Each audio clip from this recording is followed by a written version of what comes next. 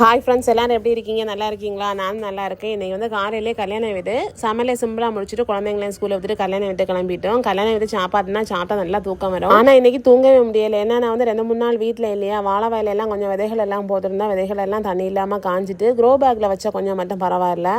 ஒரு பக்கம் அந்த மாதிரி தான், இன்னொரு பக்கம் வந்து தென்னம்பிள்ளையில எல்லாம் வந்து யாரி வந்து எல்லாம் கடிச்சு கொதறிட்டு ஒரே ஒரு தென்னம்பிள்ளையெல்லாம் 3 வந்து யாரி இருக்குன்னா பார்த்துக்கோங்க. அதெல்லாம் இன்றைக்கி கிளியர் பண்ணிவிட்டு அப்புறமா இன்னொரு சைடில் வந்து வாழை 2-3 கொடையெல்லாம் நின்று ஒன்று பார்த்தீங்கன்னா பழுத்துட்டு, ஒன்று வந்து ஒடிஞ்சு தொங்குது, இன்னொன்று வந்து ஒரு சேப்பு வாழை ஃபுல்லாக காயெல்லாம் வெடிச்சு நாசம் ஆகிட்டு.